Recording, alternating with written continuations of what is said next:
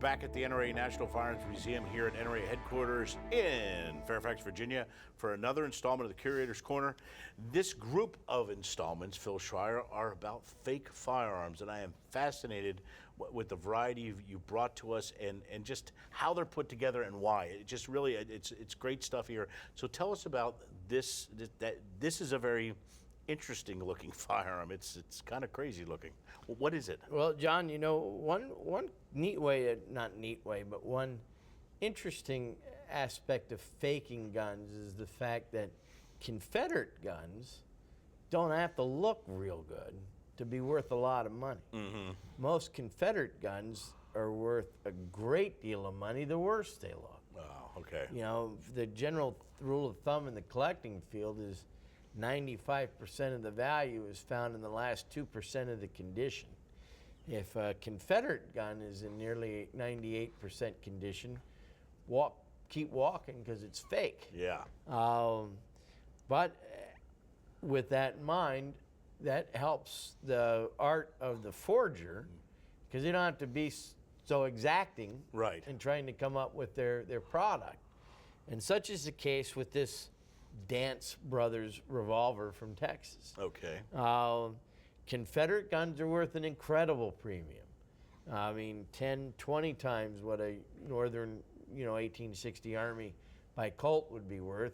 If you have a decent Griswold and Gunnison, Spiller and Burr, something like that, Confederate made, it's going to be worth a great deal more. Okay. Dance is one of the holy grails of Confederate handguns. Okay. There are only a handful of Confederate handgun makers to begin with. When you find the one that was in Texas, which adds the aura and mystique of Texas to being Confederate as well, you've hit, the mother lode. You've hit a hat trick there. So Dance Brothers, their guns are unique in the fact that to save manufacturing time and weight, they just filed the recoil shield flat here. Didn't take any milling to have that big round recoil shield right here. We talked about a Dance revolver before, on the show. And there were two models. There was a 44 and a 36.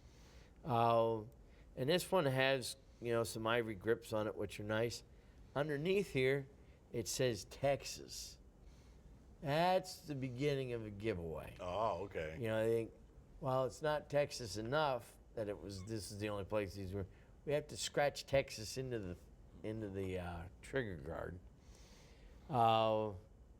Problem with this gun and the obviousness of its fakery is one, it's not serial numbered anywhere. Dances were serial numbered. And if you look at it, you can see subtle changes in the shade of the metallurgy. I can see it as you're holding it right now. Okay. To file this, they started with the real frame, and then they filed that. But they had to do something to age it, antique it, weather it. Now, back in the day when this forgery and fakery was fairly commonplace, and there was a ripe crop of suckers out there to get taken. Navel jelly was considered one of the forger's favorite friends.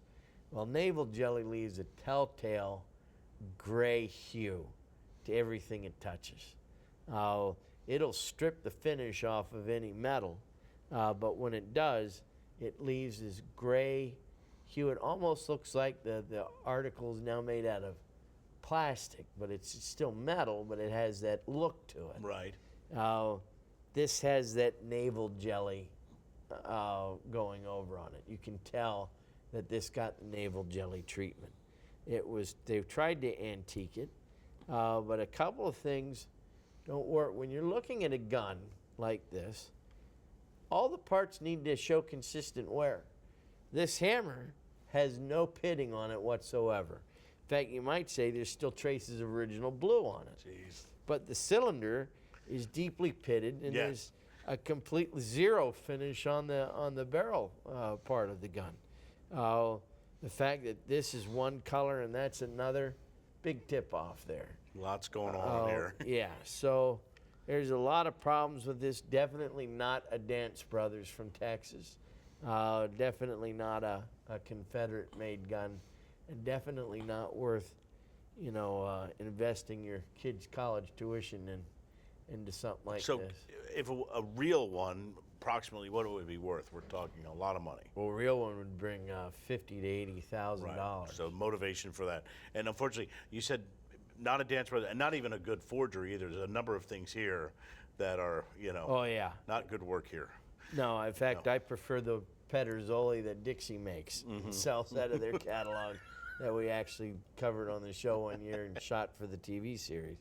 So yeah, this is pretty bad work. Bad work, but be careful. This is a great part of this segment. These segments on fakes is to really be careful if you're looking at a firearm, something like this, you're going to get into collecting, or you're not sure. What did you say last time? You're not sure. There's two rules. If you're not sure what you're doing or looking at, ask somebody. They're going to be happy to help you. And if it sounds too good to be true, it is. It is. Get that through your head now. You're not going to be the one person that finds a Declaration of Independence in the back of a frame that you paid $5 for at a yard sale. Right? It's already happened. Unless you're it's not going to happen again to you. Unless you're Nicolas Cage. Yeah, in a movie.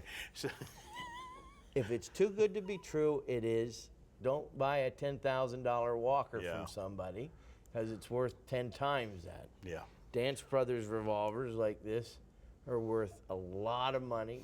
If you don't know what you're doing, find someone who does. They'll be happy to help you. And I've got another idea for your education.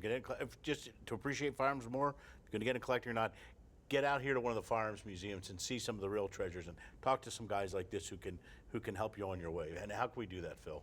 Well, you can do that by coming by and visiting us in person in Fairfax, Virginia, right off Interstate 66 at the intersection of Route 50 in Fairfax, Virginia. We're open 7 days a week, 9:30 to 5. We also have a museum in Springfield, Missouri, the National Sporting Arms Museum of the NRA, and that's open 7 days a week as well. Plenty of free parking there. If you can't visit us off the interstate, come visit us on the internet. We're there 24/7 and it's free, and that's at nramuseums.com. Thank you for another fascinating segment here on the Curator's Corner about these fake firearms. I think we've got a little more. What do you got? One or two more? One more, I think. Yeah, at least one more. All right, so you got to tune in for our final fake. It'll be next week here on Who Sportsman knows? Channel. Maybe I'll bring a fake and you won't know it's a fake. Oh, don't do that to me, Phil. Come on. All right. We'll see you next week for Curator's Corner.